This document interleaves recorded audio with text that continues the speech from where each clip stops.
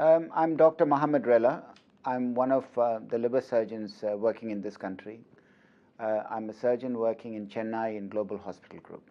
Now, India has a large burden of liver disease. It's one among the countries where there is a high proportion of liver disease, particularly related to hepatitis B and hepatitis C viruses. And India has also got a large burden of disease due to fatty liver disease. There is a high incidence of hepatocellular carcinoma in our country. But in terms of treatment in the form of liver transplantation, India has taken a long time for it to be successful.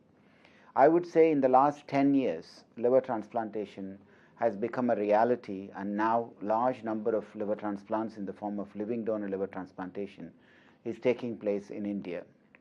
Where do we stand globally? Now, in terms of requirement for liver transplantation, we are still behind. We do around 1,000 to 1,400 liver transplants in India, if you take overall. The requirement for liver transplantation is probably in the range of 10 to 15 per million population. So we do need to do 10 times more liver transplantation if you really look at the necessity for the population. But however, we are really leading the world in terms of living donor liver transplantation. We are far behind in terms of diseased donor or cadaver liver transplantation. If you look at the number of transplants done in this country, more than 1,000 of these are living donor liver transplant.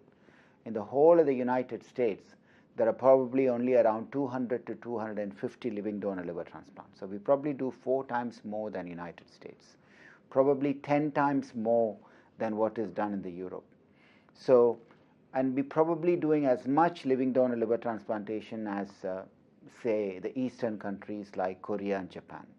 So we are really racing ahead in the competition for the technicalities of living donor liver transplant in terms of the results of living donor liver transplant. We are actually now in par with the Eastern countries.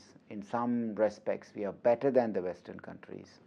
And hopefully we'll overtake everybody else, other than probably China, who might overtake us.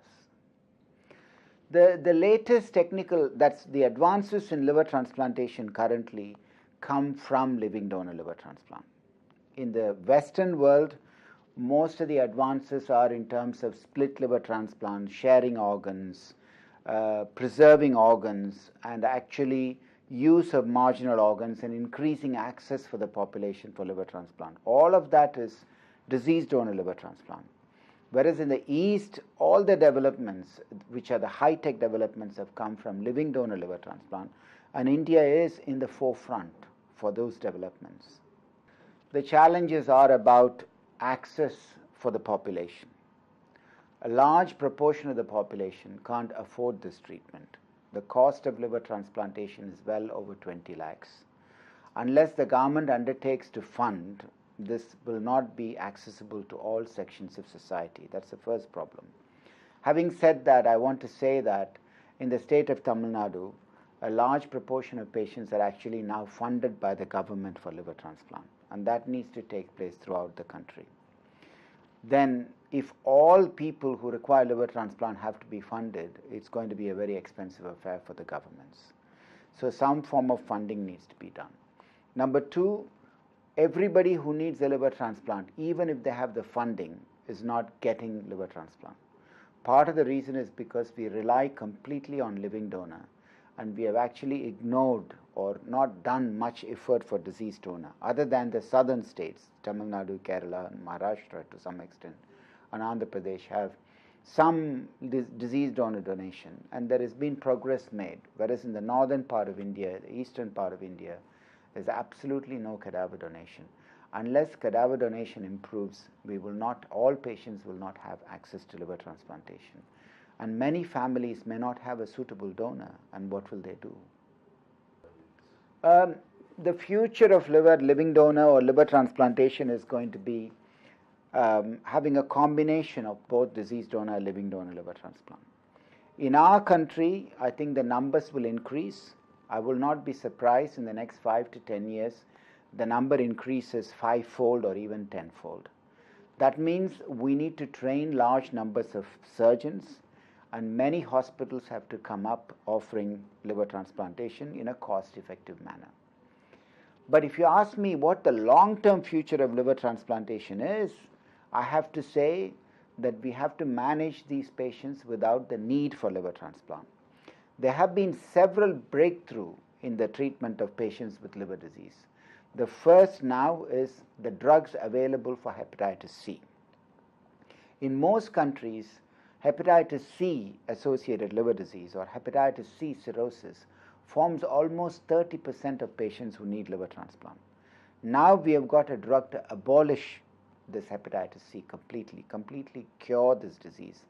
That means 30% of the indications for liver transplant is going to disappear. So the necessity for liver transplantation is going to come down. Now there is also a lot of research on gene therapy. That means all metabolic liver diseases which require liver transplant now won't need liver transplant. And then there are now treatments available, or maybe artificial livers, and really what is called liver dialysis work is being carried out. They have not been so successful so far. If they become successful, then acute liver failure patients won't need liver transplant. So that means we are slowly conquering the treatment of medical treatment of many of the liver diseases, and as we conquer medical treatment, the requirement for liver transplantation hopefully will come down. Only a small proportion of patients, as we see today, will require transplant, and that is the future. So the future is not about developing liver transplant, the future is about reducing the need for liver transplant.